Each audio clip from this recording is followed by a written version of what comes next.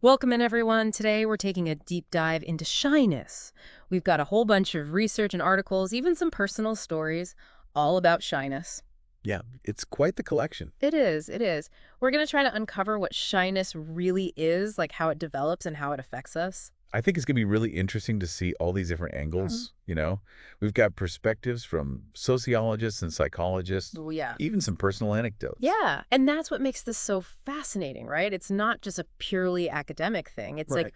real people, real stories. hmm One thing that I found really interesting is this idea that shyness, it's not just a yes or no. It's like Yeah, it exists on a spectrum. it absolutely does. Yeah. Yeah. It can range from just feeling a little uncomfortable in Right. social situations. It's like a little awkward. Yeah, all the way to really debilitating anxiety. Yeah, like it really impacts your life. Exactly. And it's really prevalent too.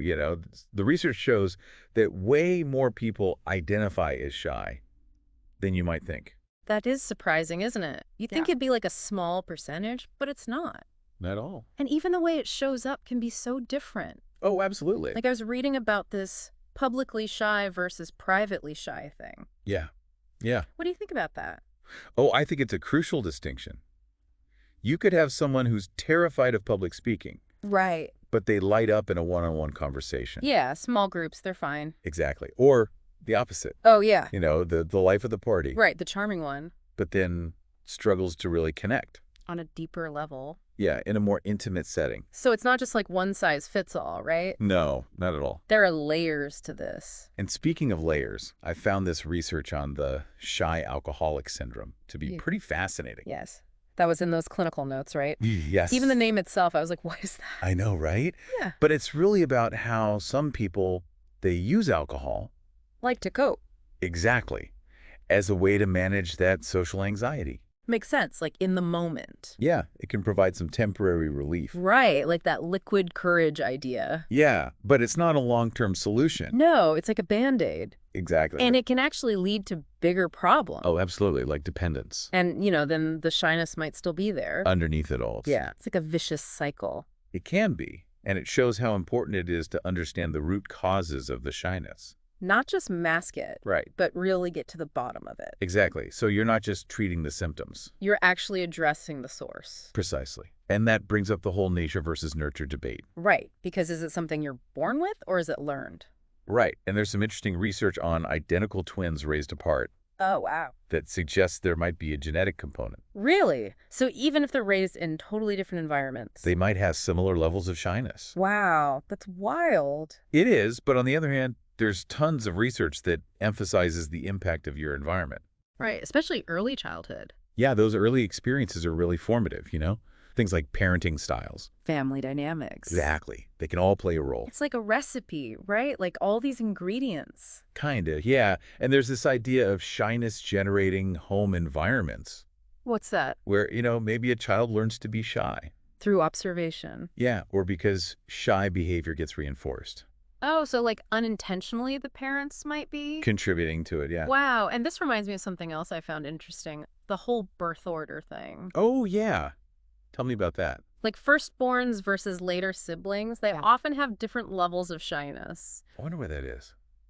I don't know, maybe it's because parents are more, I don't know, attentive. More anxious with the first one. Yeah, maybe with the first child, but then they relax a bit with the later ones. That's a good point. And then you add culture into the mix, Oh, right. which makes things even more complex. Because it's not universal. Exactly. Like some cultures see shyness as a good thing. Yeah, like humility. Right. Or thoughtfulness. Good listening skills. Exactly. It really challenges our Western view of shyness as something to be fixed. It's true. It's like we're always trying to get people to come out of their shell. Yeah, But maybe there's value in those quieter qualities too. absolutely. And all of this cultural perspective actually plays into how shyness shows up in our lives. Oh, right. Right, because we have all this research about how it affects us. Yeah, like academic performance. Career success, relationships. It's all interconnected. It is. And I think that's a perfect segue into our next section where we dive into the real world impacts of shyness. That's where it gets really interesting, right? Seeing how all this plays out. It does. And I'm especially curious about the research on shyness and romantic relationships. Ah, yes, that's a big one. Navigating that whole dating scene. Because it's all about putting yourself out there, Taking risks. being vulnerable. Exactly. And for someone who's shy, That can be really tough. Yeah, and that's what we're going to unpack after the break, so stay tuned. We'll be right back. So we were just talking about shyness and how it shows up in romantic relationships. Yeah, it's a tricky one for sure. It is, because you've got to put yourself out there. You got to be vulnerable. Yeah, and I was thinking about this research on nonverbal cues. Oh, yeah, how shyness can come across in ways you don't intend. Right, like you might be interested in someone. But your body language is saying, stay away. Exactly, and then you have those awkward moments of like misinterpreting signals Oh, all the time. because you're not sure what they mean. Are they just shy or are they not interested? Right. It's tough to decipher. It is. And it's interesting because some of the research suggests that shy people might unintentionally send signals that actually create barriers in those interactions. Yeah, it's not always conscious, No, not at all. but those nonverbal cues like avoiding eye contact. Right, or like closed off body language. Exactly, even speaking hesitantly, It can all be misconstrued. as disinterest or aloofness. Even arrogance sometimes. Yeah, which is so often not the case. No, it's just nerves. Right, they just don't know how to express themselves. It's almost like they're sending these mixed messages, you know? Like verbally, they might be saying, hey, I like you. But their body's like, nope, not happening. Exactly. Have you ever seen that in your work? Oh, all the time. It's one of the main things we focus on in Shyness workshops. Really? Yeah, helping people become more aware of their nonverbal communication. So they can understand how it affects their interactions. Right, because sometimes just that awareness can make a huge difference. So it's not about like, okay, you got to be super extroverted now. No, it's not about changing who you are, It's more about aligning, your inner world, with your outer expression. making sure those two things are speaking the same language. Exactly. And it's important to remember that shyness isn't just a personal thing. Right. It's also connected to how our society is structured. Oh, that's interesting. I hadn't thought about that.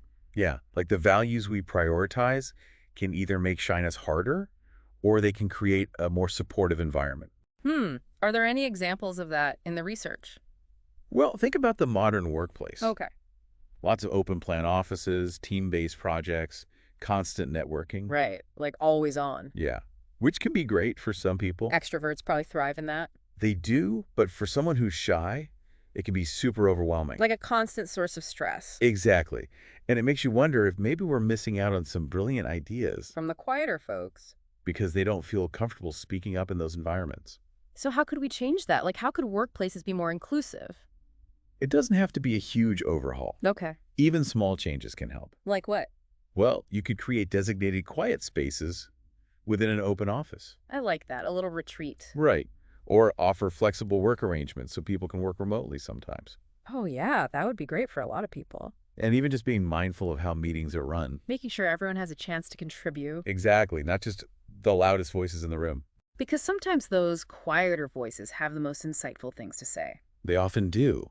And this whole idea of creating more inclusive spaces applies to education too. Oh, yeah. Schools can be tough for shy kids. They can. All that emphasis on speaking up, group projects, Oh, I hated those. me too, and presentations. It's like you're being judged on your shyness instead of what you actually know. Exactly. But there are other ways to assess learning, Right. That don't put shy kids at a disadvantage. like written assignments, online discussions, even more one-on-one time with the teacher. It's about recognizing that there are different ways to learn and different ways to show what you know. And that brings us back to this key point. Shyness itself isn't good or bad. It's just a part of who you are. Exactly. It's a complex trait with both challenges and potential benefits. So even though we've been talking about the downsides of shyness, It doesn't mean it's all negative. there are positives too, right? Absolutely. Shy people are often amazing listeners. Oh, yeah, they're so thoughtful. They're empathetic. They might not be the life of the party. But they're the ones you go to for advice. Exactly. Or just a shoulder to cry on. My shy friends are some of the most loyal and insightful people I know. They are. And because they tend to be less impulsive, more observant, They're really good friends to have. they're reliable, thoughtful. So it's not about trying to get rid of shyness completely. No, it's about recognizing the value of all personality types. Creating a world where everyone can thrive. Exactly. And this is crucial because sometimes shyness gets mistaken for something else, Oh, I know exactly what you mean. like rudeness or arrogance. Yeah, I've had people think I was stuck up when really I was just shy. It happens all the time, and it highlights the importance of clear communication. So if you're feeling shy, just say it. Sometimes that's the best thing you can do. Like, hey, I'm a bit shy, but I'm really enjoying this conversation. Exactly. It takes the pressure off and it helps the other person understand It's like giving yourself permission to be who you are. and allowing others to see you authentically. That's really powerful, you Yeah, know? it is. It's about moving away from this idea that shyness is a flaw. And embracing it as part of what makes us human. Exactly. And that's what's so great about these deep dives. We get to really explore these topics in depth. Challenge our assumptions, gain new perspectives, I feel like I'm already seeing shyness in a whole new light. and that's the beauty of it. And I'm excited to keep exploring this. Me too. What else is coming up in our deep dive? Okay, so we've talked about how shyness develops, like the nature versus nurture thing, and how it plays out in different areas of life. Yeah, from those awkward first dates to the challenges of the modern workplace. Right, exactly. But what about those of us who, want to work on our shyness? Where do we even start? Well, I think the most important thing to remember is that overcoming shyness isn't about changing who you are at your core. Okay, so it's not about trying to become an extrovert overnight. No, not at all. It's more about understanding your own unique experience of shyness. So, like figuring out what works for you. Exactly. And luckily, there are tons of effective approaches out there. Like what kind of things are we talking about? Well, in the research you gave me, there's a lot about cognitive behavioral therapy. Oh, CBT, I've heard of that. Yeah, and mindfulness practices, Okay. and even social skills training. Right, so different tools for different people. Exactly. It's not one size fits all. Can you break down some of those for me? Like, what exactly is CBT and how does it help with shyness? Sure, CBT basically focuses on recognizing and changing negative thought patterns and behaviors. Oh, so like those thoughts we get in social situations that make us feel anxious. Exactly. Things like, I'm awkward or everyone's judging me. Oh, yeah, I know those thoughts all too well. And CBT helps you challenge those thoughts. So, like, replace them with something more realistic. More positive, more helpful. Okay. And how does that work in practice? Well, the behavioral part involves gradually exposing yourself to situations that trigger your shyness. So, kind of like facing your fears little by little. Yeah, in a safe and supportive way. So, it's not like jumping into the deep end all at once. No, it's about taking small steps and building your confidence over time. And what about mindfulness? How does that fit in? Mindfulness is all about paying attention to your thoughts and feelings without judgment. Oh, so like noticing them but not getting swept away by them. Exactly. It's about becoming more aware of your inner experience.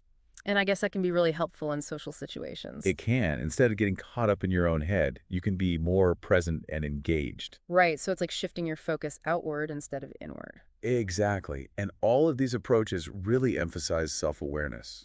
Knowing yourself, your triggers, your strengths. Yeah, because that's key to finding the right support. Like knowing if you need a therapist or a support group. Or maybe just some self-help resources. It's about figuring out what works for you. And being patient with yourself. Because it's a process, right? It is. It takes time and effort. There will be setbacks. Absolutely. And that's where self-compassion comes in. Oh, that's so important. It is. It's about being kind to yourself, Yeah. celebrating your successes. Even the small ones. Exactly. And remembering that you're not alone in this. Right. Like shyness is super common. Way more common than people realize. So many people are going through this. And have come out the other side. So there's hope. Absolutely. And I think that's a good takeaway. Yeah. What's the main message you want our listener to walk away with? I want them to know that shyness is not a life sentence. Okay. It doesn't have to hold you back. There are ways to manage it, to thrive. Exactly. It's about finding what works for you and embracing your authentic self. Shyness and all. And that's a powerful thing. It is. It really is. So I hope our listener feels empowered to see shyness in a new light, To approach it with curiosity instead of judgment. both in themselves and in others. Because it's part of what makes us human. It is. It's part of the beautiful tapestry of human experience. I love that. Oh, this has been such an eye-opening conversation. Absolutely. We've learned so much about shyness. From the science to the personal stories. To the societal impacts. It's been quite a journey. It has, and I think we've given our listener a lot to think about. I hope so. So if you're out there and you've ever felt held back by shyness, Know that you're not alone and that there is hope. and that you can find your own way to thrive. Beautifully said. And on that note, we'll wrap up this deep dive into shyness. Thanks for having me. It's been a pleasure, and to our listener, thank you for joining us. Until next time, keep exploring and keep embracing the complexity of the human experience.